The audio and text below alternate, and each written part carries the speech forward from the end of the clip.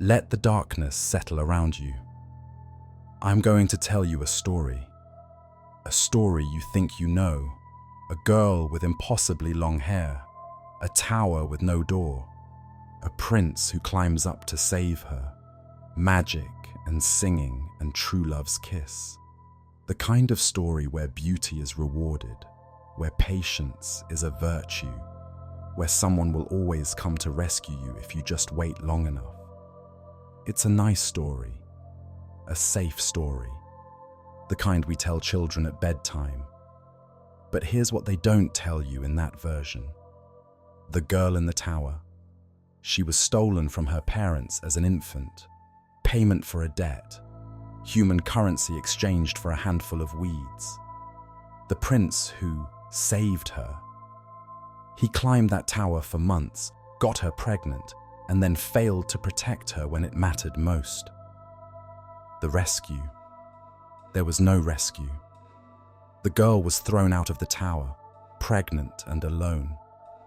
She gave birth to twins in the wilderness with no one to help her. She survived on scraps and charity, raising 2 children in crushing poverty while her prince wandered the forest blind, both his eyes destroyed by thorns, screaming and bleeding and wishing for death. They found each other again 7 years later, both of them broken, both of them barely recognizable. The reunion wasn't romantic. It was 2 traumatized people clinging to each other because they had nothing else left. That's the real story of Rapunzel, not the Disney version with the frying pan and the chameleon and the plucky adventure. The actual fairy tale. The one the brothers Grimm collected from German grandmothers who understood that desire has consequences, that debts must be paid in flesh, and that everyone suffers for what they take. The story I'm about to tell you has an unwanted pregnancy in it. It has a man's eyes being punctured by thorns, leaving him blind and screaming. It has a mother giving birth alone in the wilderness. It has 7 years of grinding poverty and trauma and survival. It doesn't have a fairy godmother. It doesn't have a clean, happy ending. It doesn't promise you that love conquers all or that good things happen to good people. What it has is the truth, the ugly, complicated, devastating truth about what happens when one person's weakness creates a debt that someone else has to pay. About what it means to be property, to be traded like livestock, to be locked away for your own good by someone who claims they love you. This is not a story about a girl waiting to be rescued. It's a story about a girl who was stolen twice. Once as payment for her father's cowardice, and once by a prince who mistook desire for love. It's a story about the price of freedom, and how that price is almost always paid in blood. Before we descend into this tower of horrors, I want to ask you something. If you believe these dark myths, these forgotten truths, these stories that show us the real cost of human desire, if you believe they're worth remembering, worth preserving, worth passing down, you can help us continue this work by liking this video and subscribing to the Midnight Archives. Your support keeps the candle lit in the darkness. It allows us to keep digging into the shadows of history and bringing back the stories they tried to bury. Now, settle in. Whether you're here in the darkness or moving through your day, let this story find you. Let it disturb you. Let it show you what we lose when we sand down the sharp edges of our oldest tales and pretend the world is kinder than it is. Because this story begins not with a witch's curse or a magical tower, but with something far more mundane, and far more terrible. It begins with a garden and a man too weak to face the consequences of his own choices. It begins with theft. Welcome to the Midnight Archives. There was once a man and his wife who lived in a small house at the edge of a great forest. The man was not poor exactly, but neither was he wealthy. He was a tradesman of some kind. The story doesn't specify, and it doesn't matter. What matters is that he was ordinary, average, the kind of man who keeps his head down, does his work, and tries not to make waves. He loved his wife. That much is certain. And his wife was pregnant with their first child, which should have been a time of joy. But something was wrong. The pregnancy was difficult. His wife grew pale and weak. She couldn't keep food down. She lay in bed for days, her face turned to the wall, saying nothing. The midwives came and clucked their tongues and said there was nothing to be done. Some pregnancies were like this. She might recover after the birth, or she might not. The man was desperate. He would do anything to help her, to ease her suffering. But what could he do? He had no special skills, no connections, no power. All he could do was watch his wife waste away. And then, one evening, she spoke. "Husband," she whispered, her voice barely audible. "There is something I need, something I crave with such intensity that I think I shall die without it." The man rushed to her bedside. "Anything," he said. "Name it. I'll get it for you. Whatever it is." She turned to look at him, and her eyes were strange, feverish, desperate. "Rampion," she said. "The salad green. Rapunzel, they call it in German. There is a garden that grows it. Next door. I can see it from our window. The most beautiful rampion I've ever seen, growing in thick, lush beds. I need it. I need to taste it. If I don't, I think the child and I will both die." The man went to the window and looked out. She was right. Next door, though next door was perhaps half a mile away, houses being far apart in those days, was a magnificent garden. High walls surrounded it, and inside he could see rows of vegetables and herbs growing with unnatural vigor. Everything was too green, too perfect, too healthy. And in the center, he could see the rampion. Beds and beds of it, the leaves dark and glossy.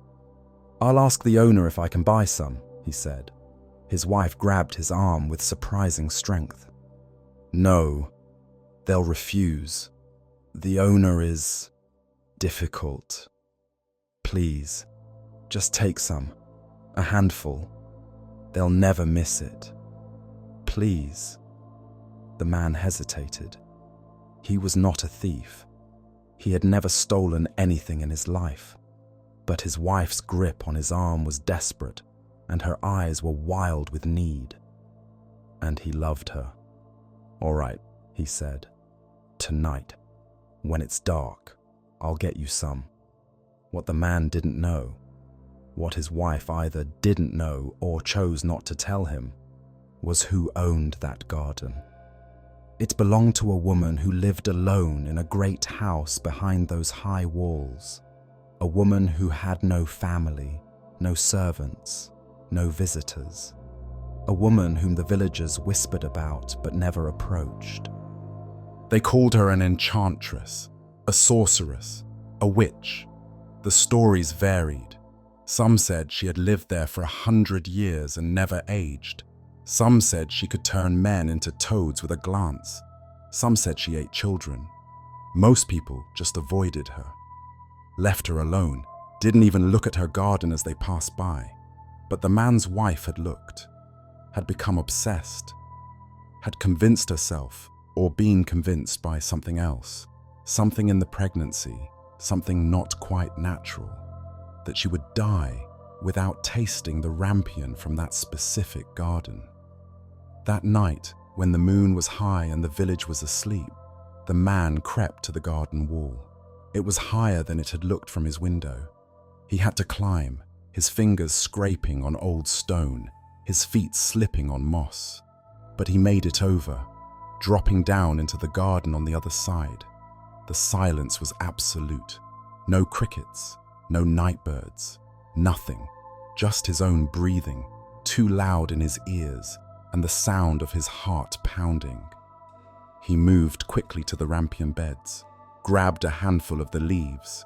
They came away easily, almost as if they wanted to be taken.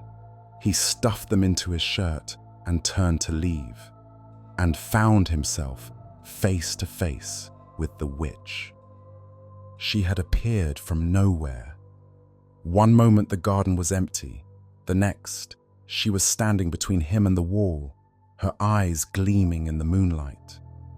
She was not old. That was the first surprise. He had expected a crone, bent and withered, but this woman was ageless. She could have been 30 or 60, impossible to tell. Her hair was long and dark. Her face was beautiful in a cold, sharp way, and her eyes were the eyes of someone who had seen too much and felt too little. "Thief," she said. Her voice was soft, but it carried. "You dare enter my garden. You dare steal from me." The man fell to his knees. "Please, forgive me. My wife. She's pregnant. She's been so sick. She said she would die without tasting your rampion. I only took a handful. Please." "Your wife," the witch repeated. Her lips curved into something that might have been a smile, but wasn't. "Your wife craves what is mine, and you, rather than face me honestly, chose to steal. I'm sorry. I'll pay for it. Whatever price you name, please." The witch was quiet for a long moment, studying him. Then she spoke. "Very well. Take the rampion. Take as much as your wife desires. Come back tomorrow night, and the night after. Take all you need." The man stared at her, unable to believe what he was hearing. You're letting me go. You'll let me take it." "Oh, yes," the witch said. "But nothing is free. There is always a price." "Name it," the man said desperately. "Whatever you want. Money, labor, anything. When your wife gives birth," the witch interrupted, "the child will be mine. You will give it to me the moment it enters the world. That is the price." The man felt his blood turn to ice. No, I can't." "Then your wife will die," the witch said simply. "She will die, and the child will die with her. Because the craving is not natural, you see. I made sure of that. I've been watching your little house. I've been watching your wife stare at my garden, and I planted the desire in her the same way I planted these vegetables, deep, with roots that cannot be pulled up. You did this. You made her crave." "I made her notice," the witch corrected. "The craving, the obsession, the certainty that she'll die without it. That's all her own mind. I simply pointed her in the right direction because I wanted something, and now you're going to give it to me." "Why?" the man whispered. "Why do you want my child?" The witch's expression didn't change. "That's not your concern. You have a choice. Agree to my terms, take the rampion, save your wife, or refuse and watch her waste away." Those are your only options." The man wanted to refuse, wanted to stand up, to spit in her face, to tell her she could keep her cursed rampion. But he was weak. He had always been weak. That was his nature, and he couldn't bear the thought of watching his wife die. "I agree," he heard himself say. "The child is yours." The witch smiled. "Then take your rampion, little thief. Go feed your wife. Extend her life a little longer. And when her time comes, I will come to collect what you owe me." The man climbed back over the wall, the rampion clutched in his shaking hands. He walked home in a daze, gave the leaves to his wife, who ate them desperately, tears of relief streaming down her face. She recovered almost immediately. The color returned to her cheeks. The weakness left her limbs. The pregnancy continued without complication. And 9 months later, she gave birth to a healthy baby girl. The witch appeared at the window before the midwife had even cut the cord. "The debt," she said. "Pay it." The man tried to argue, tried to beg, tried to offer money, land, his own life, anything but the child. But his wife, recovered now, holding her newborn daughter, understood something he didn't. She understood that debts to creatures like this must be paid, that to refuse would bring down a curse on all of them. "Take her," she said, her voice hollow. "Take her and go." The witch took the baby from her arms, held her up to examine her. The child didn't cry. She looked at the witch with dark, curious eyes. "I'll call her Rapunzel," the witch said. "After the plant her father valued more than her life. After the debt that bought her from me." And then she was gone, taking the baby with her, leaving the man and his wife in their empty house with nothing but their guilt and their grief. The child was not dead. That was some small comfort. But she was gone. Stolen. Payment for a handful of leaves and a man's weakness. This is how the story begins. Not with evil for evil's sake, but with ordinary human weakness, meeting something old and patient and utterly without mercy. The father should have faced the witch honestly, should have asked, negotiated, worked. Instead, he stole. And theft has consequences. The witch wanted something. We'll learn what and why, but not yet. She manipulated the situation to get it. Cold, calculating, but following the logic of her own desires. And the child, innocent of all of it, became the payment. This is important to understand. The child was not cursed. She was not enchanted. She was simply taken, stolen in turn, to pay for her father's theft. The sins of the father, as they say, visited upon the child.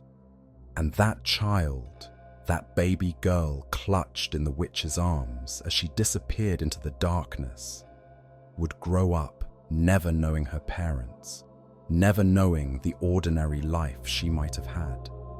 She would grow up belonging to the witch. Property, possession, payment. Her name was Rapunzel, and her story was just beginning. The witch named her Rapunzel, and she raised her, not with cruelty exactly. The witch provided everything the child needed: food, shelter, clothing. She taught her to read and write, which was unusual for a girl in those times. She taught her music. The child had a beautiful voice, clear and pure. She taught her needlework and herb lore and all the practical skills a girl might need. By all external measures, Rapunzel was well cared for. But she was not loved. Not in the way a child needs to be loved. The witch treated her like a possession, a valuable object that needed to be maintained, preserved, protected. There was no warmth, no affection, no moment when the witch held her close and called her daughter with any real feeling behind the word. Rapunzel grew up knowing that she belonged to the witch, but not understanding why. She never asked about her real parents. The witch had told her they were dead, killed in a plague when Rapunzel was an infant, and Rapunzel had no reason to doubt this. She had no comparison, no way of knowing that other children were held and kissed and told they were loved. She knew only the witch's cold efficiency, and she assumed this was normal. The years passed. Rapunzel grew from a baby to a child to a young girl. And she was beautiful, not just pretty, not just pleasant to look at. She was genuinely, remarkably beautiful. Her hair was the most striking thing about her, long and golden, growing faster and thicker than normal hair should. By the time she was 10, it reached her waist. By 11, it was to her knees. The witch noticed, of course. The witch noticed everything. And with the noticing came fear. Because the witch was not human, or if she had been once, she had long since become something else. She had lived for generations, watching humans grow old and die while she remained unchanged. She had no family, no friends, no connections to the mortal world, and she was desperately, terribly lonely. The child had been meant to fix that, to be company, to be something that belonged to her completely, that could never leave, that would make the endless years bearable. But the witch had made a mistake. She had let the child grow beautiful, and beautiful things, the witch knew from long experience, attracted attention. Men would see Rapunzel's beauty and want to take her away, to marry her, to make her theirs instead of the witch's. This could not be allowed. The witch had not waited decades for the right child, had not carefully engineered the father's debt, had not raised this girl from infancy, only to lose her to some ordinary human man. Number. Rapunzel would stay with her. Forever. The witch would make sure of it. On Rapunzel's 12th birthday, the age when girls in those times began to be considered women, the age when they began to be seen as marriageable, the witch took action. "Come," she said to Rapunzel one morning. "We're taking a journey." They traveled for most of the day, deep into the forest, to a place where no roads went and no villages existed, to a place so remote that even hunters and woodcutters never ventured there. And there, in a clearing that seemed to exist in perpetual twilight, stood a tower. It was impossibly tall, 40 feet at least, maybe more, made of smooth grey stone that seemed to have no seams, as if it had been grown rather than built. It was circular, perhaps 15 feet across. There were no doors, no stairs, just smooth walls rising up, and at the very top, a single window. "This is your new home," the witch said. Rapunzel stared up at the tower, not understanding. "Mother, what do you mean? Where is the door?" "There is no door," the witch said. "That's the point." She spoke a word in a language that made Rapunzel's ears ache, and a window appeared at the base of the tower, just large enough to pass through. The witch pushed Rapunzel through it, then climbed in after her with surprising agility. Inside was a single circular room. It was furnished after a fashion: a bed, a table and chair, a chest for clothes, a spinning wheel, shelves with books, everything a girl might need to live, everything except a way out. "You'll be safe here," the witch said, "protected. Nothing can harm you, no one can take you from me." But why?" Rapunzel asked. She was 12 years old, and she didn't understand. "What have I done wrong?" "Nothing," the witch said, and there was something almost gentle in her voice. Almost. "You've done nothing wrong. This is simply necessary. You're beautiful, child. You don't understand what that means, how dangerous it is, how it attracts attention. This way you'll be safe. You'll be mine. Forever." "How will you visit me?" Rapunzel asked, looking at the smooth walls. There was no door inside either, just stone and the window at the top, too high to reach. "Like this," the witch said. She gestured, and Rapunzel felt her scalp tingle. Her hair, already long, suddenly grew longer and longer and longer. It poured from her head like golden water, coiling on the floor around her feet until it was easily 20 feet long. "When I want to visit," the witch said, "I'll stand at the base of the tower and call to you. You'll throw down your hair. I'll use it to climb up. And when I leave, you'll pull it back up. Simple." "My hair?" Rapunzel touched it, bewildered. "But won't it hurt?" "No," the witch said. "I've made it strong. Strong as rope. It won't break, and it won't hurt. Trust me." "But—" "Enough questions," the witch interrupted. "This is how things are now. You'll adjust. I'll visit you regularly, bring you food and supplies. You'll want for nothing. You'll be perfectly safe. This is love, child. This is how you protect what belongs to you." She moved to the window, spoke another word.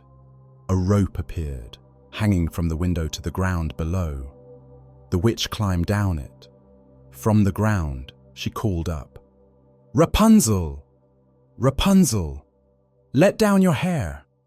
Rapunzel, not knowing what else to do, walked to the window, gathered her impossibly long hair in her arms. It was heavy now, all 20 feet of it, and threw it out the window. The witch grabbed it, tested its strength, then began to climb, using the hair like a rope, her feet against the tower wall. It didn't hurt. The witch had been truthful about that. The hair was magically reinforced, and Rapunzel felt only a slight tugging at her scalp, no different from someone brushing it. The witch climbed into the room. "Good," she said. "Now you understand. This is how it will work. I'll come every few days. Until then, you have your books and your spinning and your voice. Sing if you like. There's no one to hear you, no one but the birds." And then she climbed back down, and Rapunzel pulled up her hair, and the witch walked away into the forest, leaving Rapunzel alone in her tower. That first day was the worst. Rapunzel ran to the window and looked down. The ground was too far away. Even with her long hair, she couldn't escape. If she climbed down it herself, there would be no one to hold the other end. She would fall. She checked the walls for any seam, any crack, any way to pry open a door. Nothing. The tower was sealed perfectly. She was trapped. She cried for hours that first day, threw herself on the bed and sobbed until she had no tears left, called for the witch to come back, to let her out, to explain why this was necessary, but no one came. No one answered. Eventually, exhausted, she fell asleep. When she woke, it was dark. She lit a candle from the supply the witch had left and sat by the window, looking out at the forest, and tried to understand what had happened to her life. This was the pattern that would define the next 6 years of her life. The witch came every 3 days like clockwork. She would call from below, "Rapunzel! Rapunzel! Let down your hair!" And Rapunzel would throw down her hair and the witch would climb up, bringing food and supplies. The visits lasted perhaps an hour. The witch would check that Rapunzel was well, would bring news of the outside world, not much, but some. Would sometimes stay to eat a meal with her, but there was no conversation, no real connection. The witch treated these visits like inspections, like a farmer checking on livestock. And then she would leave, and Rapunzel would be alone for another 3 days. 6 years. From age 12 to age 18, the most formative years of a young woman's life, and Rapunzel spent them in absolute isolation. What does that do to a person? She had her books. She read them until she had them memorized. She had her spinning. She spun thread until her fingers were calloused and her muscles ached. She had her needlework. She embroidered everything that could be embroidered until the tower was covered in decorative cloths. But mostly, she had her voice. She sang constantly. It was the only thing that made the silence bearable. She sang folk songs the witch had taught her when she was small. She sang prayers and hymns. She made up her own songs, giving voice to the loneliness and confusion she felt but couldn't articulate. Her voice was extraordinary. Pure and clear, it carried for miles through the forest. Animals would gather beneath her tower when she sang. Birds would perch on her windowsill. Even the trees seemed to lean in to listen. She didn't know it, but her voice was the one part of her that escaped the tower. It traveled on the wind, slipped through the trees, reached places she could never go, and eventually it reached someone. By her 18th birthday, Rapunzel had adapted as much as a human can adapt to imprisonment. She no longer cried. She no longer begged the witch to let her go. She had accepted that this was her life. The tower was her world. There was nothing else. She didn't know about cities or villages or other people. She didn't know about marriage or love or children. She knew only the witch, the forest, and the tower. She was a girl suspended in time, neither child nor woman, neither prisoner nor free, just existing, marking time, waiting for nothing because she didn't know there was anything to wait for. She stood at her window every day and sang. It was the only act of defiance she had left, though she didn't think of it as defiance. She thought of it as survival, as maintaining her sanity in the endless, crushing solitude. She sang, and in the forest below someone heard. The prince was not looking for adventure when he entered the forest. He was not on a quest. He was not seeking to prove himself or slay a dragon or rescue anyone. He was hunting, not for food. A prince doesn't need to hunt for sustenance, for sport, for the excuse to be away from court, away from the endless political maneuvering and social obligations. Out here, in the wilderness, he could breathe. He was 19 years old. Soon he would be expected to marry, to produce heirs, to take on his father's duties.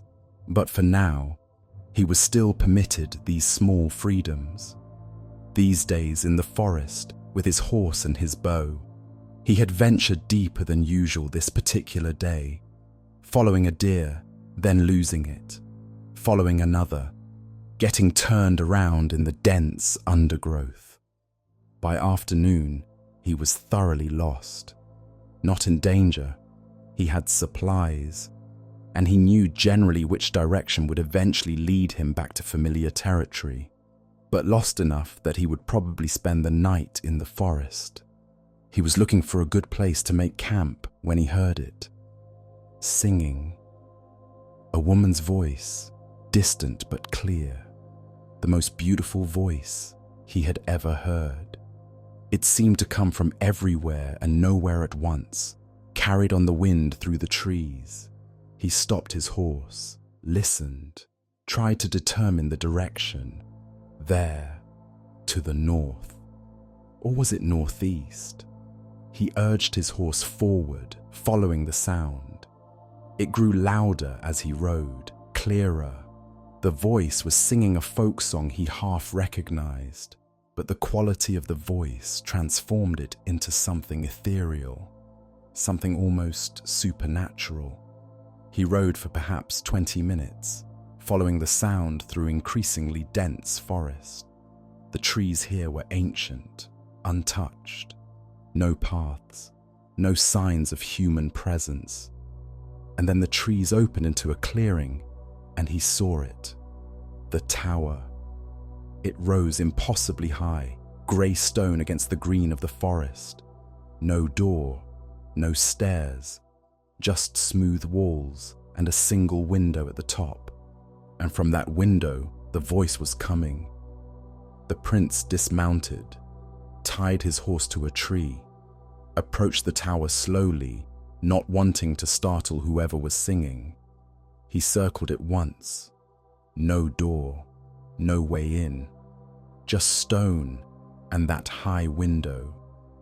The singing continued, oblivious to his presence.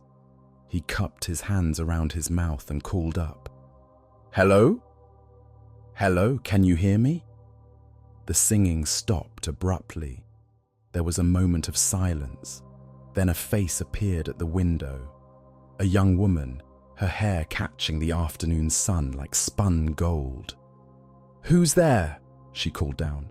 Her voice, even in speech, was musical. "A traveler," the prince called back. "I'm lost. I heard your singing and followed it. I mean you no harm. I'm just trying to find my way back to the road." The young woman stared down at him. She had never seen anyone but the witch in her entire conscious memory. This was a man, young, handsome, dressed in fine clothes, foreign as a creature from another world.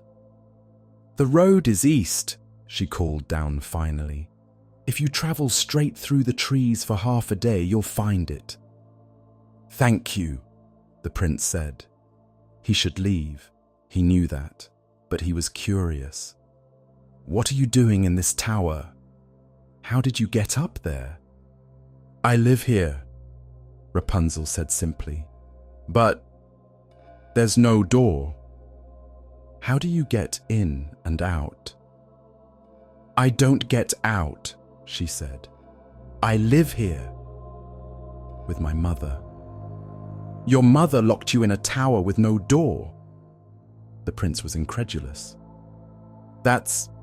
Why would she do that?" Rapunzel didn't answer immediately. She was thinking about the question, really thinking about it, for the first time in years. Why had the witch locked her here? The witch had said it was for protection, for safety. But from what? "She says it's to keep me safe," Rapunzel said finally. "Safe from what?" From people, I suppose. From the world." The prince stared up at her. "That's not safety. That's imprisonment." "Is it?" Rapunzel asked. She genuinely didn't know. "I have everything I need. Food, books, shelter. I'm not hurt. Is that not enough?" The prince opened his mouth to argue, then closed it. How do you explain freedom to someone who has never experienced it? How do you describe what she's missing when she doesn't even know it exists?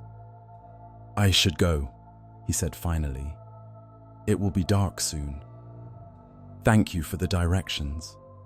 He walked back to his horse, mounted, turned to look at the tower one more time. The girl was still at the window, watching him with an expression he couldn't read. Curiosity, longing, confusion. He raised his hand in farewell. She raised hers in return, and then he rode away, back toward the east, toward civilization and his life. But the voice stayed with him, and the image of the girl in the tower, a prisoner who didn't know she was imprisoned, a bird in a cage who had never seen the sky. He should forget about her. It was none of his business. People lived strange lives. Perhaps she was happy there. But that night, camped under the stars, he couldn't sleep. He kept thinking about her question, "Is that not enough?" And he realized, no, it wasn't enough. Having your basic needs met wasn't the same as living. Being safe wasn't the same as being free. He returned to the tower the next day. He told himself he was just checking on her, making sure she was all right, that her mother hadn't done something worse. But the truth was simpler and more selfish. He wanted to hear her voice again. She was singing when he arrived. The same folk song from yesterday. He stood beneath the tower and listened until she finished. When the last note faded, he called up. That was beautiful. Her face appeared at the window, surprise written across it. "You came back." "I wanted to hear you sing again," he admitted. "I hope that's not presumptuous." "No one has ever told me my singing was beautiful before," Rapunzel said. "My mother says it's adequate." "Adequate?" The prince laughed. "It's extraordinary!" "You have a gift." They talked for an hour that day. He told her about the outside world, about cities and markets and festivals. She listened with wide-eyed wonder, asking questions about things he took for granted. What was a festival? What was a market? How many people lived in a city? It was like explaining colors to someone who had only ever seen gray. When he left, he promised to return. And he did. The next day, and the day after that, and the day after that. It became a routine. He would ride out in the morning, telling his attendants he was hunting. He would spend the afternoon at the tower, talking to Rapunzel. And he would return in the evening. The conversations grew longer, more intimate. She told him about her life, the endless sameness of it, the loneliness. He told her about his life, the pressure, the expectations, the feeling of being trapped in a different kind of cage. They understood each other, two prisoners in different towers. After a week, Rapunzel asked, "What does my mother look like?" "Your mother?" The prince was confused. "I haven't met your mother. She comes every 3 days. She calls from below, and I let down my hair, and she climbs up. If you saw her, you would know. What kind of person locks their daughter in a tower?" "Let down your hair?" the prince asked. "What do you mean?" Rapunzel explained. "The enchanted hair, the climbing, the witch's visits. Your hair is 20 feet long." The prince couldn't quite believe it. "More than that now," Rapunzel said. "It keeps growing. See?" She threw her hair out the window to demonstrate. It cascaded down the tower wall like a golden waterfall, pooling on the ground at his feet. The prince touched it. It was real, thick as rope, soft as silk, impossibly long, and he realized this was how he could reach her. "Rapunzel," he said slowly, "if your mother can climb your hair to reach you, could I?" There was a long silence from above. Then, "You want to come up? I want to talk to you properly, not shouting up and down. I want to see you, face to face." Another pause. Then, "All right. When my mother comes next, that's 2 days from now. Watch how she does it. Then you can try." 2 days later, the prince hid in the trees and watched. He saw the witch arrive, saw her call up, "Rapunzel! Rapunzel, let down your hair." Saw the golden hair come cascading down, saw the witch climb it with practiced ease. He waited until she left, giving her a head start. Then he approached the tower and called up, mimicking the witch's words, "Rapunzel! Rapunzel, let down your hair!" The hair came down. He grabbed it, tested its strength. It was incredible, truly as strong as rope. He began to climb. It was harder than it looked. His arms burned, his feet slipped on the smooth stone, but he made it, pulling himself through the window and into the tower room. And there, for the first time, he saw Rapunzel properly. She was more beautiful than he had imagined. Young, his age, perhaps, or a bit younger. Her golden hair filled the room, coiled on the floor like a living thing. But it was her eyes that struck him, large and dark and filled with an innocence that was almost painful to see. She had never seen anything but this tower and the witch, had never experienced cruelty or kindness from anyone else, had never been touched by another human being except in the most clinical, necessary ways. She was looking at him with wonder and fear in equal measure. "Hello," he said softly. "Hello," she whispered back. They stared at each other for a long moment. Then, simultaneously, they both laughed. The nervousness, the strangeness of the situation, the sheer impossibility of it all. "I'm Rapunzel," she said, though he already knew. He stopped, realized that telling her he was a prince might change things, might make her see him differently. "My name is Friedrich."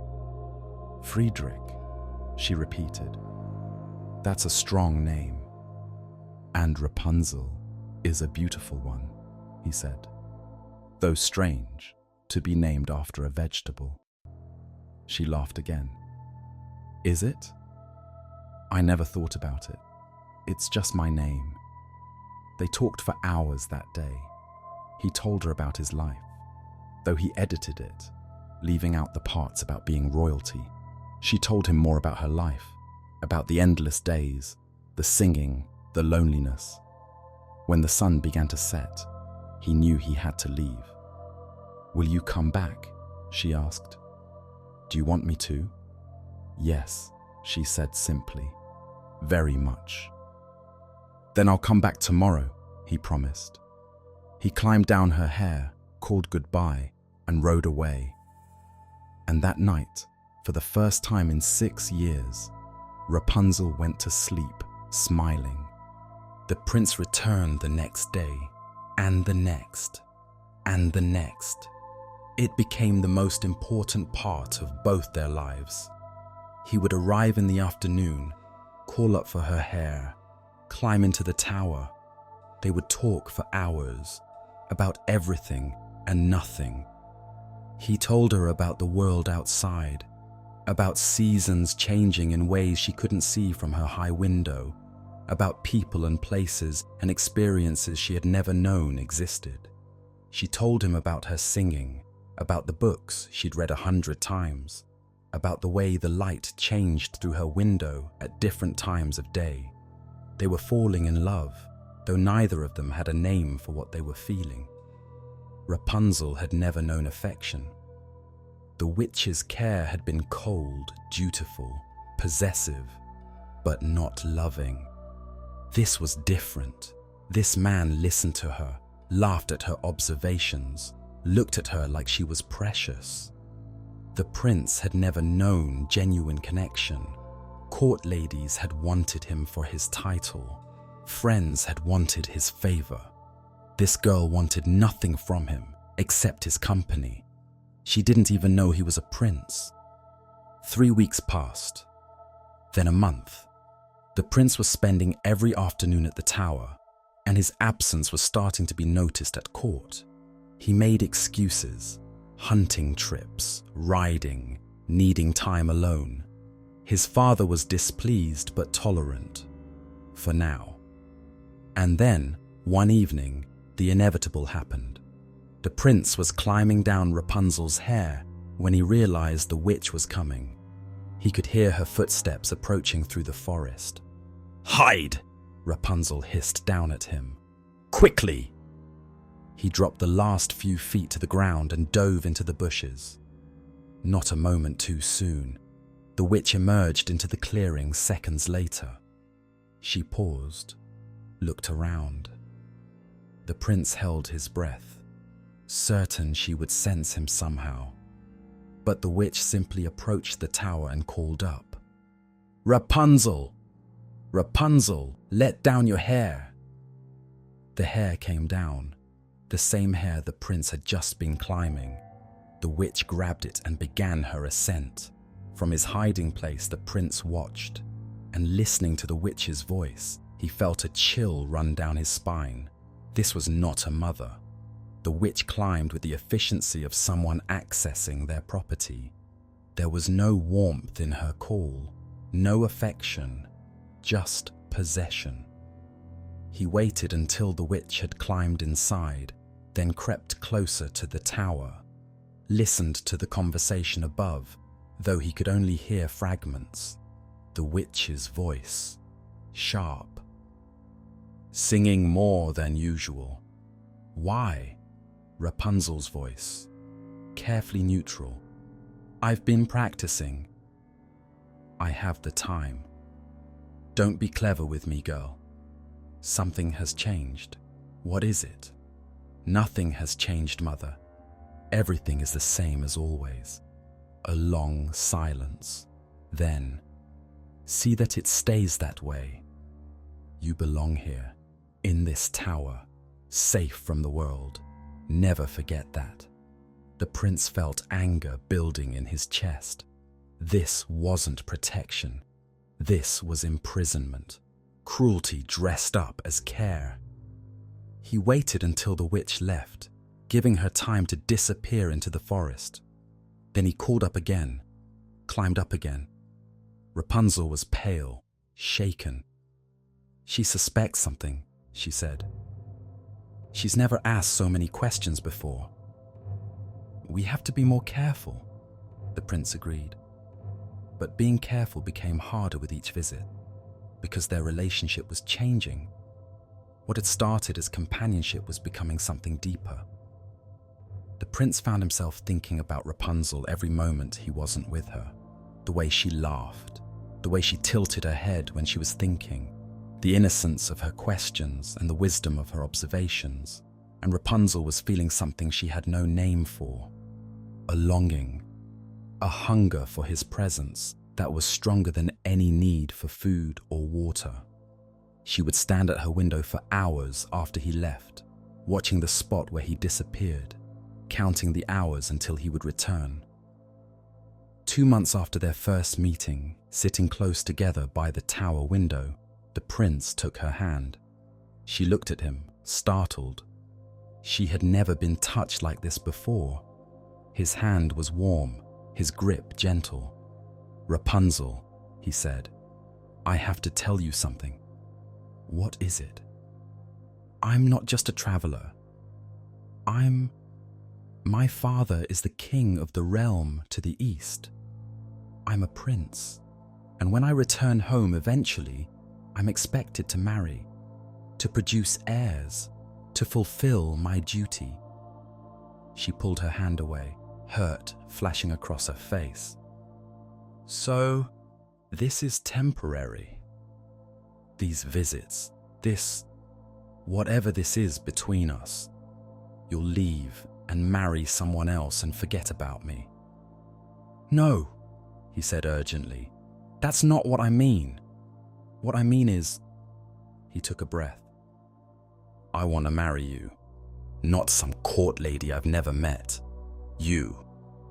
I want to bring you back with me, take you away from this tower, show you the world, make you my wife." Rapunzel stared at him. "Your wife?" "Yes, if you'll have me. I know it's sudden. I know you barely know me, but I—" He stopped, struggling for words. "I love you. I think I've loved you since I first heard you sing." "Love," Rapunzel repeated. She had read the word in books, but what did it mean? "I don't know if I know what that is." "It's what I feel when I'm with you," the prince said. "Like I'm more myself than I've ever been.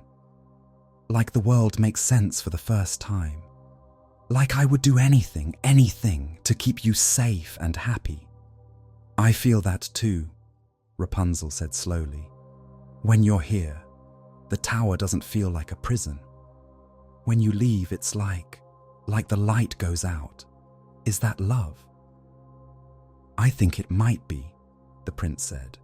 He kissed her then, gently, carefully, giving her every opportunity to pull away. But she didn't pull away. She leaned into the kiss, into him, into this new feeling that made her chest ache and her heart race. It was her first kiss. It would not be her last. The next weeks were a fever dream. The prince came every day. They would talk, yes, but talking was no longer enough. They discovered each other in the way young people in love always do. Tentatively at first, then with growing confidence. The boundaries between them dissolved. Rapunzel had lived her entire life in a tower, isolated from all human warmth. Now, suddenly, she was being held, touched, kissed, desired. It was overwhelming. It was wonderful. It was everything she hadn't known she was missing. The prince stopped returning to the palace at night. He would leave the tower at dusk, but camp in the forest nearby, returning at first light. His father sent messengers demanding his return. He ignored them. Nothing mattered except Rapunzel. They made plans. He would bring supplies, a rope, climbing equipment. They would escape together. She would climb down. They would ride to his palace. They would marry before anyone could object. It was a beautiful plan, a perfect plan. It lasted exactly 3 months. And then Rapunzel made a mistake. The witch came for her regular visit on a bright afternoon in late summer. She climbed the hair as always, entered the tower as always, set down her basket of supplies as always. But something was different. Rapunzel was different. The witch could sense it immediately. The girl was humming while she worked at her spinning wheel, humming, smiling. There was a lightness to her movements that hadn't been there before. The witch said nothing at first, just watched, waited. And then Rapunzel made her mistake. It was innocent, completely innocent. She didn't even realize what she was saying. The witch had climbed up, and Rapunzel, without thinking, said, "Mother, you're so much heavier than Friedrich. It hurts my head when you climb." The words were out before she realized. The name, the comparison, the implication. The room went very, very quiet. The witch turned slowly to look at Rapunzel. "What did you say?" Rapunzel's hand flew to her mouth. Horror flooded her face as she realized what she'd done. I didn't mean... Who? The witch said, her voice deadly calm. Is Friedrich. No one. I misspoke. You compared my weight to someone else's. Someone who has been climbing your hair. Someone named Friedrich. The witch took a step closer. How long? Mother, please. How long? Rapunzel had never heard the witch raise her voice before, never seen her lose her composure. She shrank back against the wall. 3 months, she whispered. He comes every day.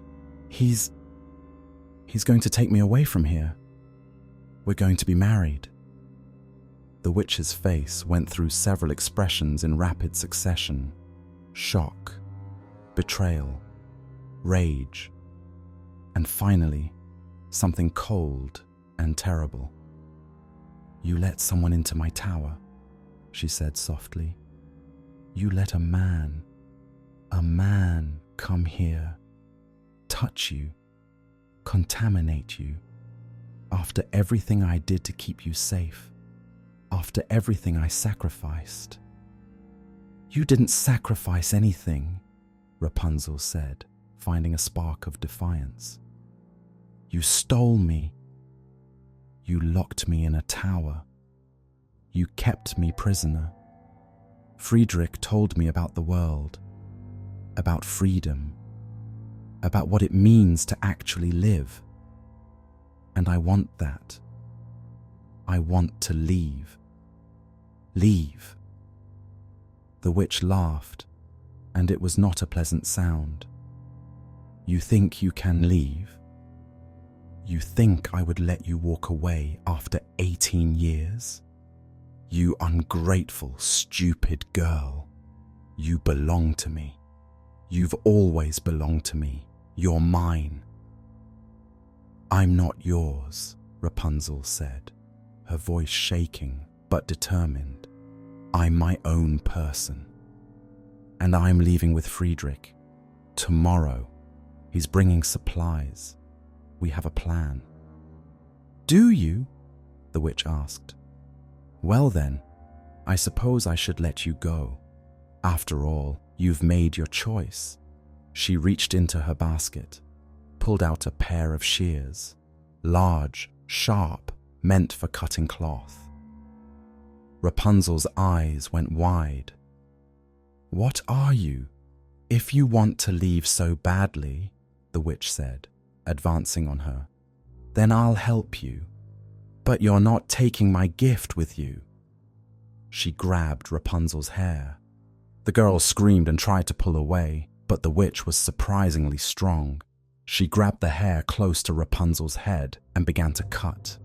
The shears were sharp. The hair, for all its magical properties, was still just hair. It cut easily. Rapunzel felt the weight lift from her scalp as 20 feet of golden hair fell to the floor in massive coils. The witch kept cutting, hacking away until Rapunzel's hair was barely shoulder length. There, the witch said, stepping back. Now you're no one special, just an ordinary girl with ordinary hair. Let's see if your prince still wants you. She gathered the cut hair, wrapping it around her arm. And now, for you. You wanted freedom, you'll have it, but not the way you imagined. She spoke a word, and the tower's window expanded, growing large enough for a person to fit through. Go, the witch said. Climb out. Make your way through the wilderness. See how long you survive out there with no skills, no knowledge, no one to help you. You can't. I can. I'm done with you. You've ruined everything. Contaminated yourself with that man. You're worthless to me now. She grabbed Rapunzel and shoved her toward the window. Out! Now, or I'll throw you out myself. Rapunzel looked at the drop, 40 feet to the hard ground below. I'll die. Then die, the witch said coldly. It's all the same to me. But even in her rage, the witch couldn't quite kill the girl. Not directly. That would be too much like admitting failure. Instead, she spoke another word, and thick vines erupted from the tower wall below the window. They formed a crude ladder of sorts, reaching down to the ground. "Climb," the witch said, "and never come back. If I ever see you again, I'll kill you properly. Now go." Rapunzel, crying, terrified, climbed out the window and down the vines. They were rough and scratchy, tearing at her hands and dress. But she made it to the ground, collapsing in a heap at the base of the tower. She looked up. The witch was staring down at her, her face expressionless. "One more thing," the witch called down. "Your prince is coming tomorrow, yes? I'll be waiting for him. We'll see how much he loves you when he learns what you really are. A thief's daughter, payment for a debt, nothing but property that changed hands." Then the window shrank back to its normal size, and the witch disappeared from view. Rapunzel stood there shaking, running her hands through her short hair in disbelief. Everything had happened so fast. One moment she was planning her escape. The next, she was standing at the base of the tower, cast out, alone. She should run, should hide, should warn Friedrich somehow. But she didn't know where to go. Had never been anywhere but the tower. The forest stretched around her in all directions, unfamiliar and terrifying. She did the only thing she could think of. She walked. Picking a direction at random, she walked into the trees, leaving the tower behind. She had wanted freedom. Now she had it. And it was more terrifying than any prison. The prince arrived the next morning as usual, his saddlebags loaded with supplies for their escape. Rope, a harness, food and water for the journey. Everything they would need. He was excited, nervous, hopeful. Today was the day. Today he would free Rapunzel from her tower and begin their life together. He rode into the clearing and called up, "Rapunzel! Rapunzel! Let down your hair!" The hair came cascading down as always, golden in the morning sun. The prince grabbed it and began to climb. It felt the same as always, strong, secure. His arms were practiced now at this climb. He scaled the tower quickly, confidently. He pulled himself through the window and into the room, and found himself face to face with the witch.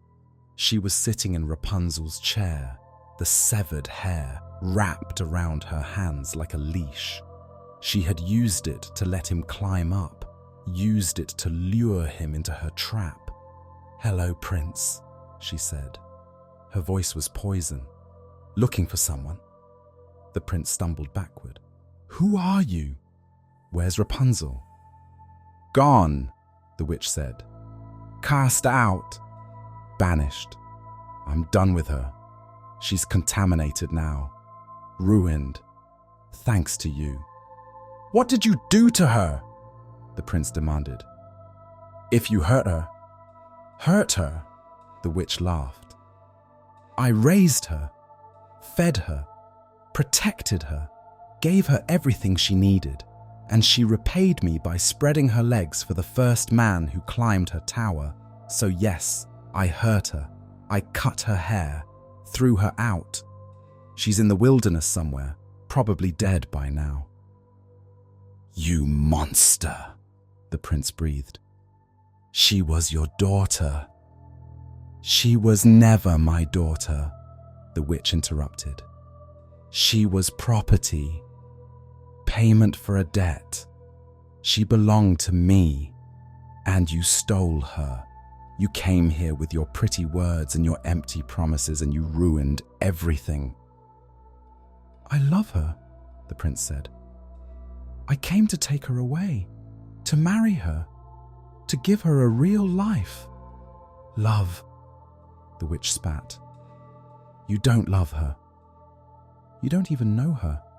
You know nothing about who she is, where she came from, why she was in this tower.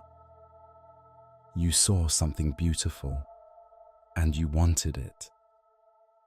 Just like her father wanted my rampion.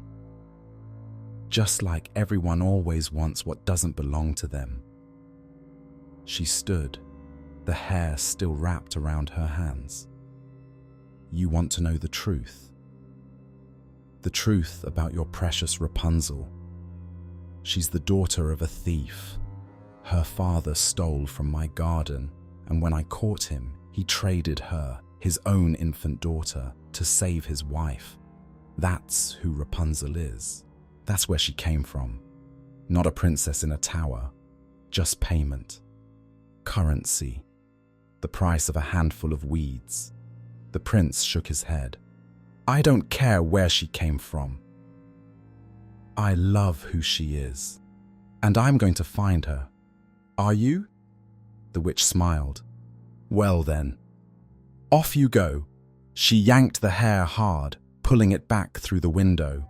The prince, standing near the opening, lost his balance. He fell. For one terrible moment, he was weightless, falling, the ground rushing up to meet him. He had time for one thought. I'm going to die. But death would have been a mercy. He hit the ground hard, rolling, trying to break his fall. But he rolled wrong, rolled toward the base of the tower where the witch had planted something the night before. Planted it specifically, prepared it for this moment. Thorns. A massive thicket of thorn bushes, thick as a man's arm, sharp as knives. They grew around the base of the tower like a collar of spikes. The prince rolled directly into them. He felt them pierce his clothes, felt them dig into his skin, felt them scrape across his face. And then he felt the worst pain of his life as thorns punctured both his eyes. It happened in an instant. 2 thorns, positioned perfectly by the witch's magic. They went deep through the soft tissue of his eyeballs into the sockets behind. The prince screamed, a sound of pure animal agony. He thrashed, trying to get away from the thorns, only driving them deeper into dozens of other places on his body, his arms, his legs, his chest. But none of that mattered. The only thing that mattered was his eyes. The pain was indescribable. Worse than any battle wound, worse than any injury he'd ever imagined. It was fire and ice and knives all at once, centered in his skull, radiating outward. He managed to pull himself free from the thorn thicket, collapsing on the ground beside it. Blood poured from his ruined eyes, streaming down his face. He couldn't see.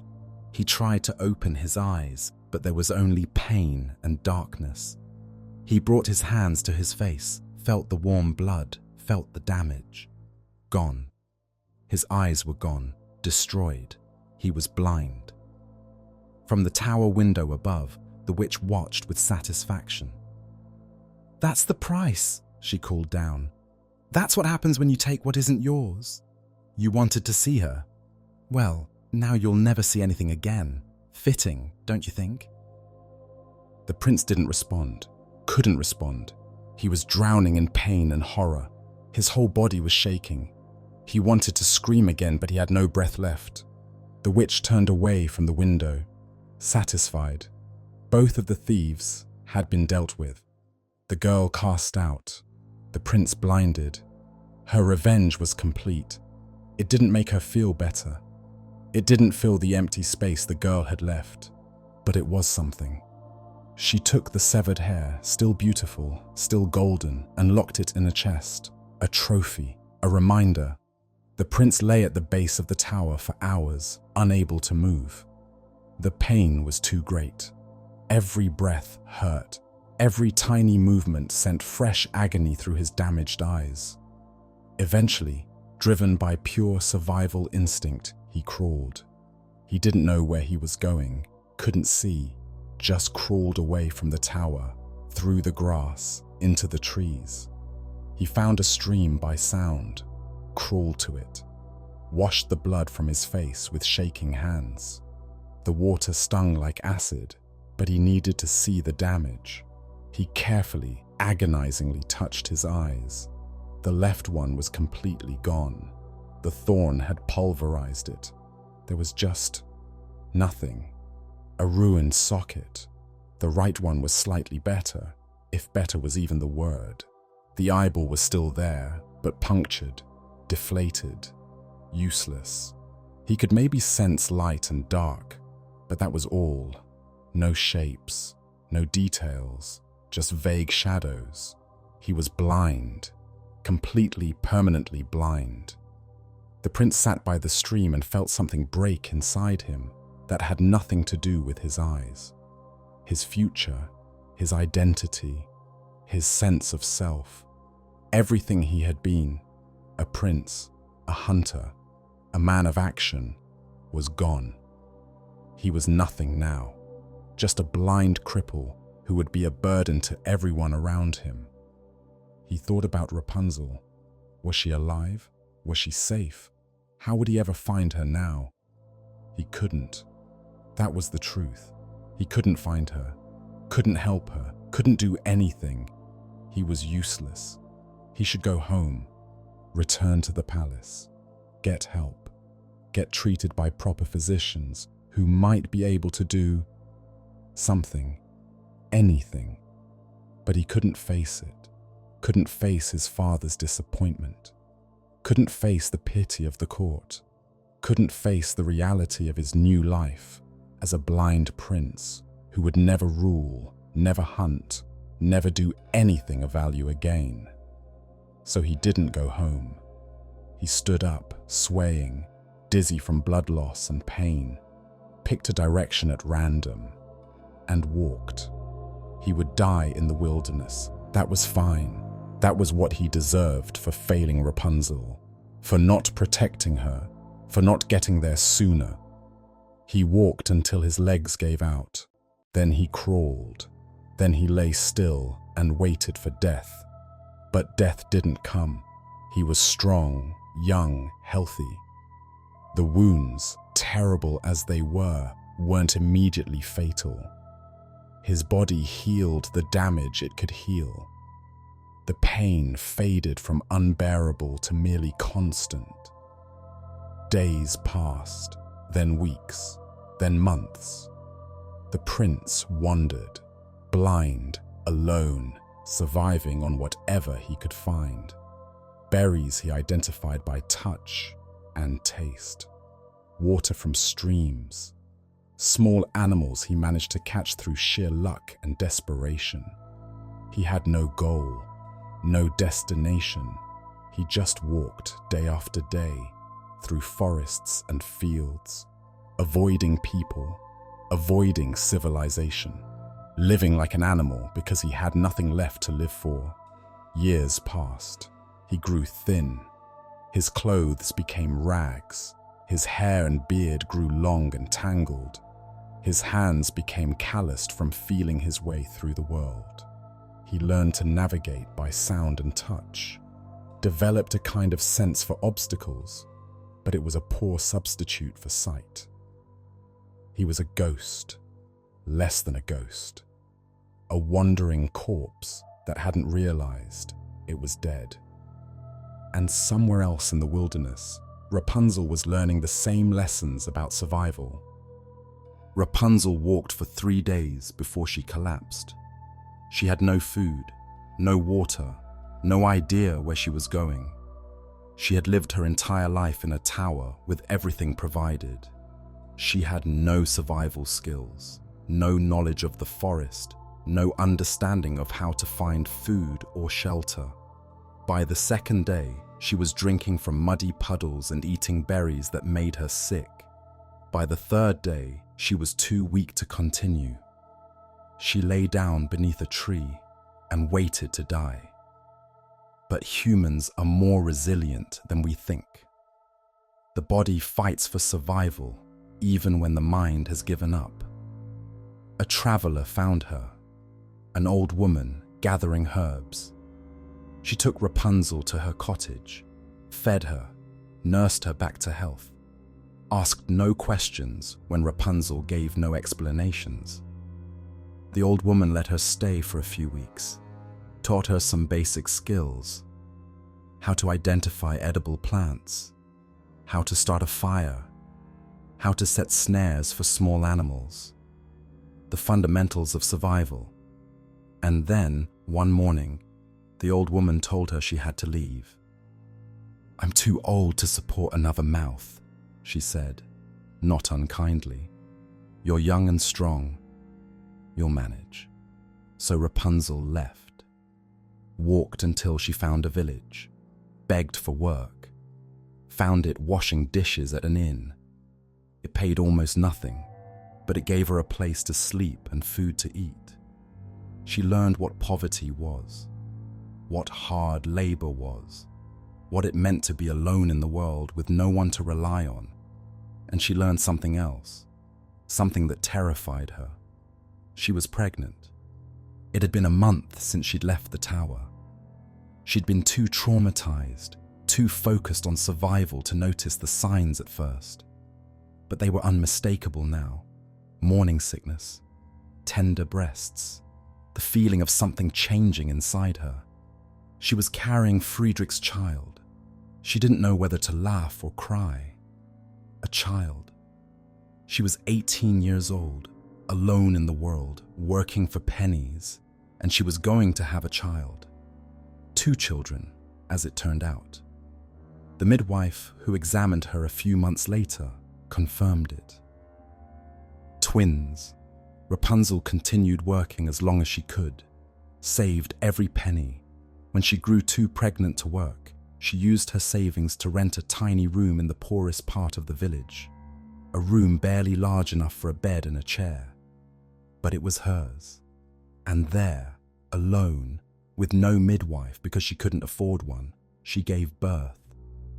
It was the worst night of her life, worse than being locked in the tower, worse than being cast out. This was pain beyond anything she had imagined, and she was going through it alone. She screamed, she cried, she cursed the witch and Friedrich and her own body for betraying her. And then, finally, the first baby came. A girl, tiny, covered in blood, crying with healthy lungs. Rapunzel held her daughter and wept. Not from pain now, from something else. Something overwhelming and terrifying and wonderful all at once.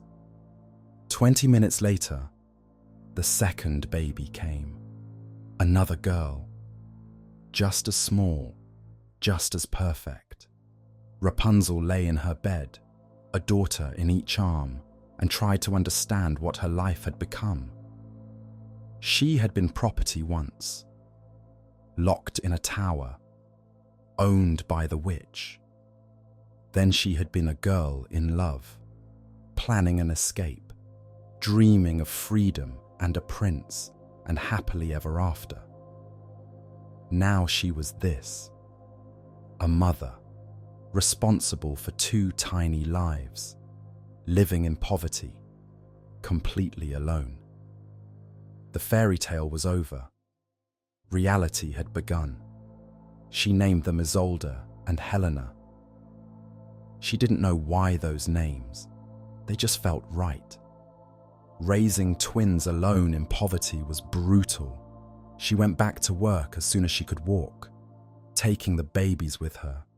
The innkeeper's wife pitied her enough to let her keep them in a basket in the kitchen while she worked. She earned pennies, spent it all on food and rent, had nothing left over, ever. The twins grew, from babies to toddlers. They were beautiful, with their mother's golden hair and their father's eyes. Rapunzel loved them with a fierceness that surprised her. But love didn't pay rent.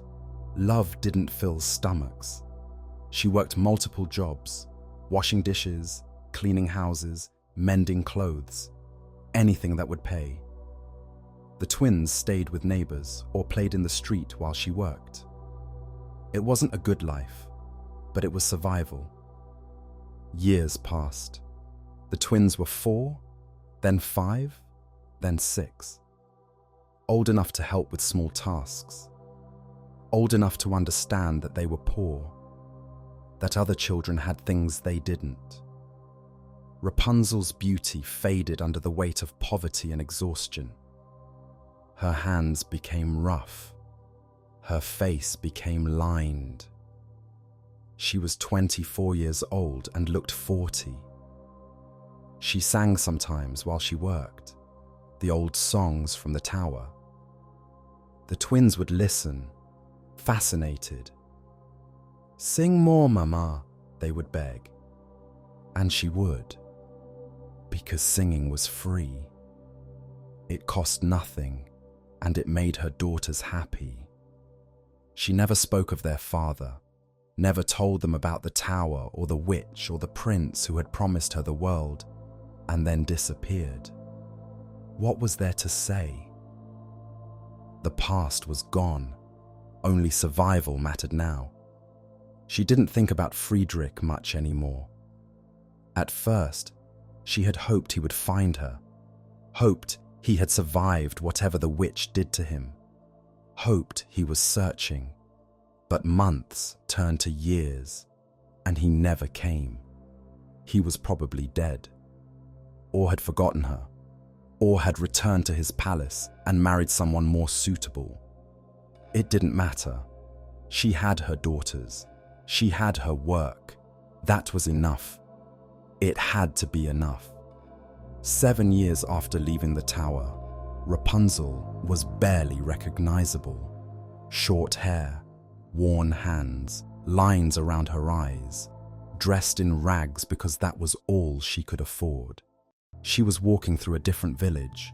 She'd moved several times, following work, carrying water from the well with her daughters toddling beside her. And she heard something that made her stop. Singing.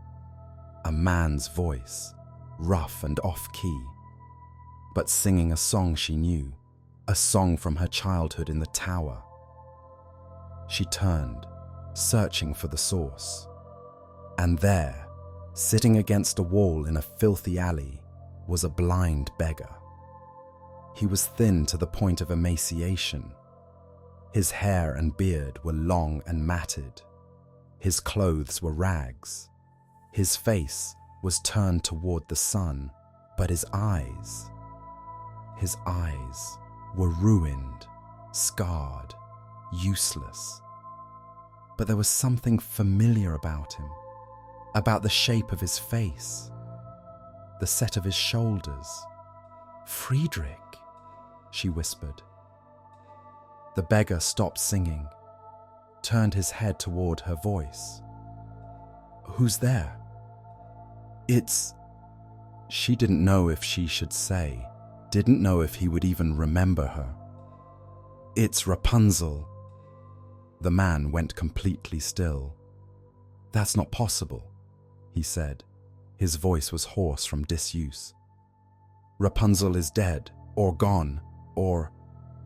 I don't know. She's not here." "I'm here," Rapunzel said. She moved closer, her daughters clinging to her skirts. "I'm here." "What happened to you? Your eyes?" "The witch," he said simply. "She threw me from the tower. I landed in Thorns. My eyes are gone. I've been wandering ever since. Years now. I lost count. Why didn't you go home? Back to your palace?" He laughed bitterly. "And be what? A blind prince? A burden? Number? I just walked. Tried to die. Failed at that too, apparently." Rapunzel was crying now. "I looked for you. After the witch cast me out. I thought you would find me. I waited." "I tried," Friedrich said. "I tried to find you, but I couldn't see. Couldn't ask for help without revealing who I was. I just wandered, hoping I'd hear your voice someday. And now I have." But it's too late, isn't it? It's not too late, Rapunzel said. She was kneeling now, taking his hands. They were as rough as hers, scarred and calloused from years of hardship. I'm here. We're both alive. That's something. Is it? He asked. What kind of life is this? I'm blind, useless. You sound like you've been through hell. What's the point? The point, Rapunzel said, is that we survived. Both of us, against all odds. And then, because she didn't know what else to do, she cried. Great, heaving sobs. All the pain and fear and loneliness of the past 7 years pouring out at once. Her tears fell on Friedrich's face, on his ruined eyes, and something strange happened. The old stories call it a miracle. The Brothers Grimm version says her tears had healing power because of her love. But maybe it was something else. Maybe it was just coincidence, or maybe the witch's magic, which had destroyed his eyes, could be undone by the very thing she had tried to prevent. Genuine connection between two people. Whatever the reason, Friedrich felt something change.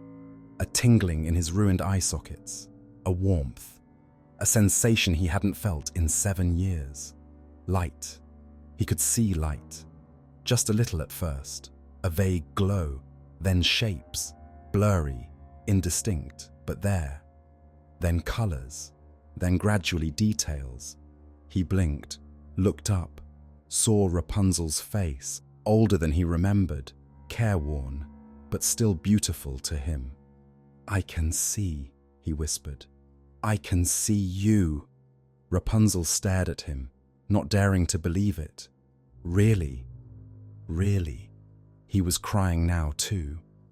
It's you. It's really you. After all these years.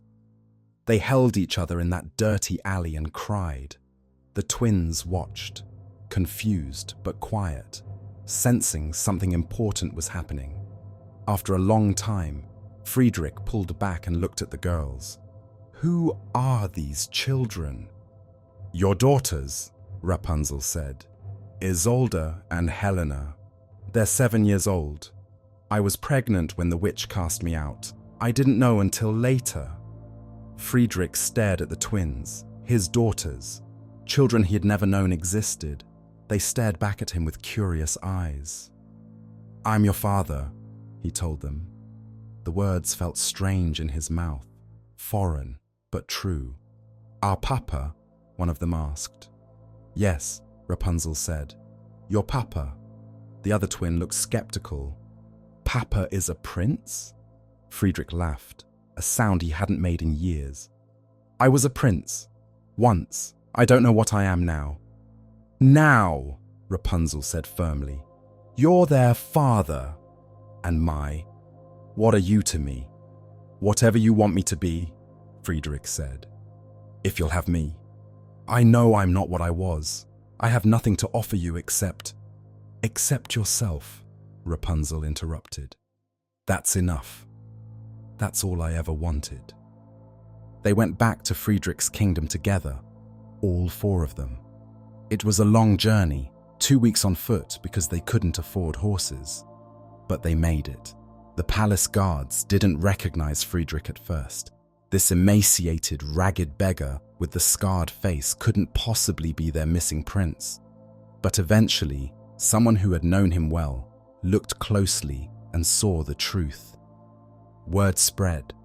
The king was summoned. The reunion was tense. The king was overjoyed to have his son returned from the dead, but he was also horrified by Friedrich's condition, the scars, the years of suffering, and most of all, by what his son had brought back with him. A common woman, 2 illegitimate daughters, no explanation except I love them. The king wanted to send Rapunzel away, marry Friedrich to a proper princess, legitimize the twins perhaps, but raise them separately. This was not how royalty conducted themselves. But Friedrich, who had once been compliant, who had once done what was expected, had changed. 7 years of blindness and suffering had burned away his desire to please anyone but himself. "I will marry Rapunzel," he told his father. "She is the mother of my children and the woman I love. If you cannot accept that, I will abdicate and we will leave." The king had already lost his son once. He wasn't willing to lose him again. He agreed, grudgingly, disapprovingly, but he agreed. The wedding was small, nothing like the grand affairs princes usually had, but it was real. Rapunzel wore a simple dress, not the magical gown from the tower, just something clean and decent. Friedrich wore his formal attire but couldn't quite get used to it after years in rags. They married in the palace chapel with the twins as flower girls. It should have been a happy ending, but happy endings are myths. Reality is more complicated. They tried to build a life together. They really did. Friedrich resumed his royal duties. His father was aging, needed help. And Friedrich, despite his years away, was still a prince, still capable. The vision in his right eye had returned, though the left remained blind. It was enough. Rapunzel became a princess, lived in the palace, had servants, had wealth. Everything she had dreamed of in the tower, but it wasn't easy. She didn't know how to be royalty, didn't know the etiquette, the politics, the social games. Court ladies looked down on her, whispered behind her back, called her the commoner princess when they thought she couldn't hear. And the tower had left its mark. She couldn't sleep in rooms without windows, couldn't bear to be in enclosed spaces, would wake up screaming from nightmares of being locked away again. Friedrich had his own demons. The years of blindness had taught him to navigate by sound and touch. Now that he could see again, his brain was confused. He would stumble, reach for things that weren't where he expected, startle at movements he saw, but his body didn't believe were real. And he was angry. At himself for failing to protect Rapunzel, at the witch for destroying them both, at the world for being so cruel. The twins adjusted better than their parents. They were young enough to accept their new life as normal. They learned to be princesses, took to their lessons, enjoyed the luxury, but they asked questions about their father's scars, about their mother's nightmares, about why they had lived in poverty for 7 years if their father was a prince. Rapunzel and Friedrich didn't have good answers. The witch was never found. They searched for her, sent soldiers to the tower, but the tower was gone, vanished completely as if it had never existed. The witch had disappeared, taking her magic and her madness with her. Perhaps she died of loneliness, having lost the one thing she'd cared about. Perhaps she lived for centuries more, bitter and alone. The story doesn't say. She simply vanished from the narrative, her fate unknown, which might be the cruelest part. No resolution, no justice, no revenge, just absence. Rapunzel wanted closure, wanted to confront the witch, wanted to scream at her for stealing her childhood, for destroying Friedrich, for causing so much suffering. But the witch was gone, and Rapunzel was left with nothing but her anger and her trauma and the life she was trying to build from the wreckage. Years passed. The king died. Friedrich became king. Rapunzel became queen. They had more children, 2 sons. The family grew. The twins matured into capable young women. Life continued. From the outside, it looked like a success story. The imprisoned girl who became queen, the blind prince who regained his sight, the triumph of love over adversity. But privately, Rapunzel still woke up screaming. Friedrich still had days where the phantom blindness returned, and he couldn't trust his vision. They still fought about things that made no sense. Arguments rooted in old traumas and fears they couldn't articulate.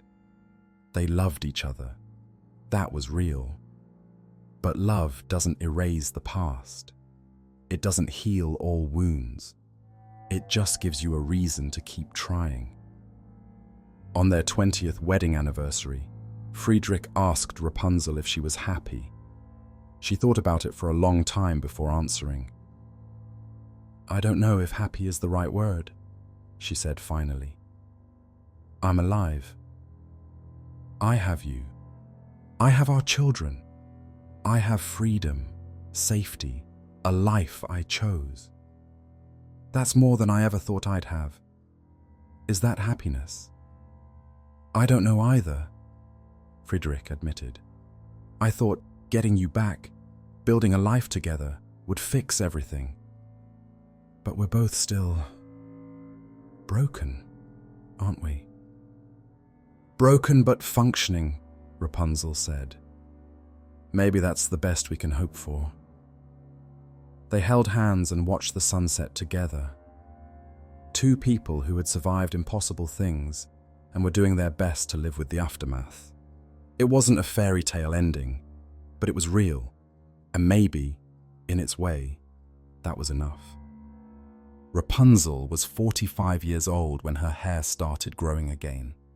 It had been normal length for years, short at first after the witch cut it, then growing slowly to shoulder length, then to her back. Normal hair growth, nothing magical about it. But one morning she woke up and her hair was longer, much longer, pooling on the pillow around her head. She cut it. The next day it was long again. She cut it again. It kept growing. The magic was returning, or had never really left, just been dormant. It terrified her. She associated that long hair with the tower, with imprisonment, with the witch's control. She cut it obsessively, every day, sometimes multiple times a day. But it kept growing back, faster now, as if making up for lost time. Friedrich found her one evening, scissors in hand, sobbing as she hacked at her own hair. "It won't stop," she said. "It just keeps growing. She's still controlling me, even now, even after all these years." "She's dead," Friedrich said, though he didn't actually know that. "She can't hurt you anymore." "Then why is this happening?" Rapunzel demanded. "Why can't I be free of her?" Friedrich had no answer. They consulted physicians, scholars, magicians. No one could explain it or stop it. The hair was enchanted, and the enchantment was permanent. Eventually, Rapunzel stopped fighting it. Let her hair grow. It reached the floor, then dragged behind her, then had to be carried by servants when she walked. She looked like the girl in the tower again, except she wasn't a girl anymore. She was a middle-aged queen with grey streaking through the gold, with lines around her eyes and hands marked by years of hard labor. The hair didn't make her young again. It just made her look like a parody of her former self, a ghost wearing a costume. She withdrew from public life, stopped attending court functions, spent her days in her chambers, the long hair coiled around her like a golden prison.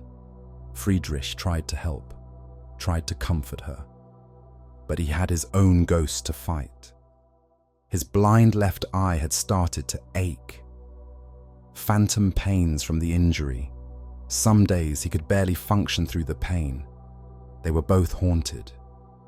By the tower, by the witch, by their younger selves and the trauma that had shaped them. Their children grew up and left, married, had children of their own. The kingdom prospered. Life went on around them. But Rapunzel and Friedrich remained trapped in their past. Not physically. They were free, powerful, safe. But psychologically, emotionally, The tower had never really released them.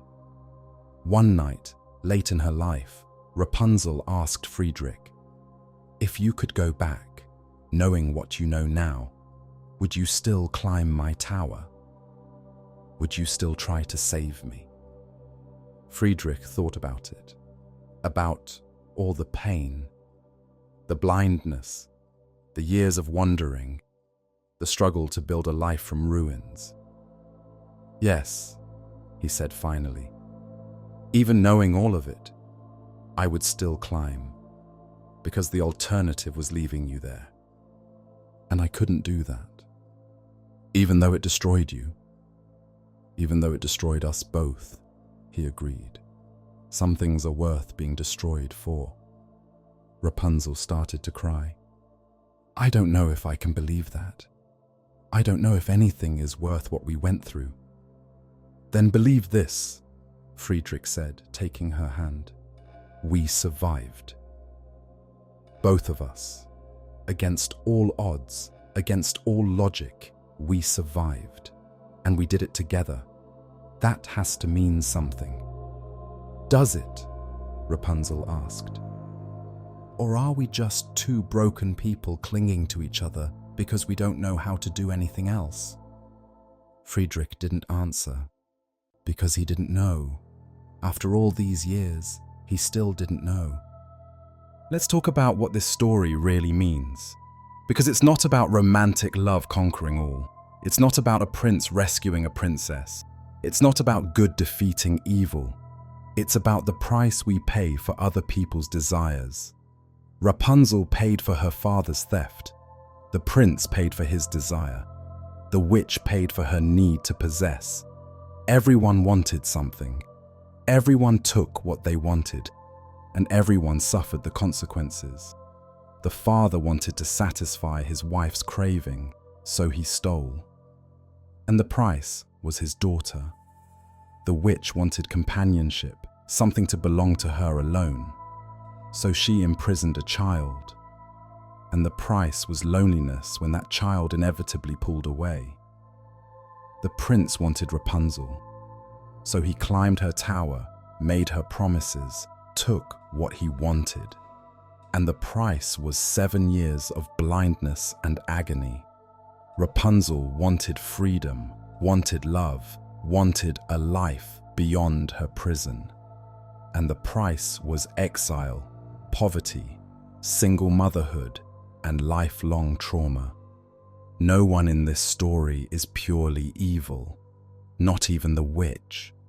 She's controlling, possessive, cruel, yes, but she's also desperately lonely. She raised Rapunzel from infancy, provided for her, taught her. Her love was twisted and toxic, but it was a kind of love. And no one is purely good. The father was weak. The prince was selfish, putting Rapunzel in danger with his visits. Rapunzel herself made mistakes. The innocent comment that betrayed the prince, the choices that led to her pregnancy. They're all just people. Flawed, desperate, making the best decisions they can with limited information and unlimited needs. That's what makes this story so much more powerful than the sanitized version. The Disney movie gave us a villain we could hate, a hero we could root for, clear, moral lines. This version gives us complicated humans making complicated choices and living with complicated consequences. The tower represents different things for different people. For Rapunzel, it's obvious: imprisonment, isolation, the theft of her agency and childhood. But for the witch, the tower represents safety, security, the ability to keep what belongs to you away from a world that constantly takes. For the prince, the tower represents the barrier between him and what he desires, an obstacle to overcome. Each perspective is valid. Each person sees the tower through the lens of their own needs and fears. The ending, such as it is not happy. Yes, Rapunzel and Friedrich reunite. Yes, they marry and have more children and become king and queen, but they're both irreparably damaged. The tower and the thorns left scars that never fully heal. They spend the rest of their lives struggling with trauma, with the knowledge that their love, real as it was, came at a terrible cost. Is that worth it? The story doesn't say. It lets us decide. Was it worth 7 years of suffering for both of them to end up together? Was the brief joy they found in the tower worth the price they paid? There's no right answer. That's the point. The witch disappears from the story. There's no justice for Rapunzel. No revenge. No closure. The witch simply vanishes, leaving her victims to deal with the aftermath of her actions. That's actually one of the most realistic parts of the story. In real life, the people who hurt us don't always face consequences. They don't always get their comeuppance. Sometimes they just leave, and we're left to rebuild our lives from the damage they caused. It's unsatisfying, but it's true. The Brothers Grimm collected this story in the early 1800s, but it's much older than that. Versions of it appear across European folklore. The tower, the hair, the fall, the blindness, the reunion. The core of the story has remained consistent through centuries because it speaks to something fundamental about the human experience. We are all, in various ways, imprisoned by our circumstances, by other people's choices, by our own fears and desires. And we all long for freedom, for connection, for someone to hear our voice and come find us. But freedom has a price. Connection has a price. Taking what we want, even when we feel entitled to it, has a price. And sometimes that price is more than we can afford to pay. That's what this story is really about. Desire and debt, freedom and cost. The way we hurt each other, intentionally and unintentionally, in pursuit of what we think we need. So what do we do with a story like this? We could sanitize it, turn it into a romantic adventure with a clear villain and a happy ending. That's what Disney did. And there's value in that. Children need stories where love wins and good defeats evil. But we also need stories that tell the truth, that show us the real cost of human desire, that don't promise easy solutions or happy endings. We need stories that say, yes, you can escape your tower, but the fall might blind you, and the person you love might be changed beyond recognition, and you might both spend the rest of your lives dealing with the aftermath. And that's still better than staying in the tower. That's still worth it. Maybe. Possibly. If you're strong enough to survive it. This is not a happy story, but it's an honest one. And sometimes, honesty is more important than happiness. And so the story ends. Not with a kiss and a sunset, not with crowns and kingdoms and happily ever after, but with two people, scarred and damaged, building what life they can from the ruins of their youth.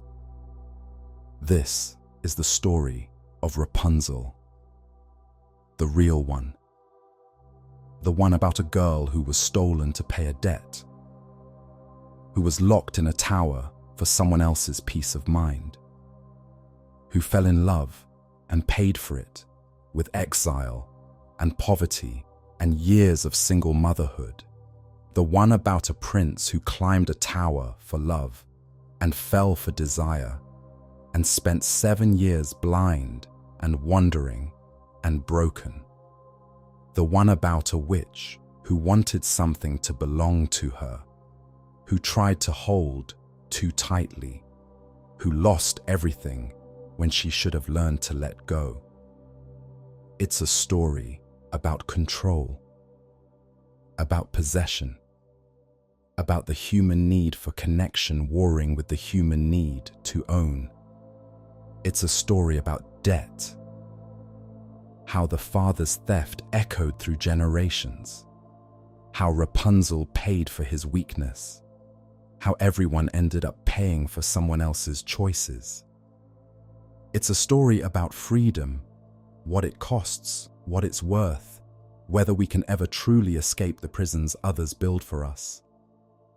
The Disney version ends with Rapunzel's hair turning brown, her magic leaving, her becoming ordinary. It's meant to be happy. She doesn't need magic anymore. She has love. But in the original, we don't know what happened to her hair. We don't know if the magic ever left. We know only that she survived, that she and Friedrich found each other again, that they built a life together. Whether that life was happy, the story doesn't say. It doesn't need to. Survival is its own form of success. Building a life from ruins is its own kind of magic. We sanitized this story because we thought the darkness was too much. The pregnancy, the blindness, the years of suffering, the absence of clear justice or resolution. But maybe that darkness is exactly what makes the story important. Maybe children and adults need to know that towers are real, that people will try to lock you away for your own good, that love doesn't always save you, that even when you escape, the scars remain. Maybe we need stories that acknowledge the complexity of trauma, that you can be free and still feel trapped, that you can have everything you wanted and still wake up screaming, that healing isn't a fairy godmother's wand, it's decades of hard work, and sometimes it's incomplete. Sometimes you live with the damage forever. The tower is still out there, not literally. The witch's tower vanished, but metaphorically, psychologically. There are still people locked in towers, still people controlled by others who claim it's for their protection, still voices singing from high windows that no one hears, still princes climbing towers, thinking they're heroes, not understanding the cost of their desire, still witches holding too tightly to what they love, squeezing until it breaks. The story hasn't ended. It's still being told. Every time someone escapes control, every time someone pays for someone else's choices, every time love demands a price we didn't expect to pay. So sleep now. Dream of towers and thorns and hair like golden rope. Dream of voices singing in the wilderness, of blind men wandering, of women giving birth alone, of reunions paid for in tears and blood. Dream of freedom that costs everything, of love that survives despite being broken, of two people clutching each other in the wreckage and calling it victory. And when you wake, if you wake, remember, the tower is still standing, the hair is still growing, someone is still singing, waiting to be heard. The story isn't over. It never will be. Sleep well, and may your dreams be kinder than this story, but no less true.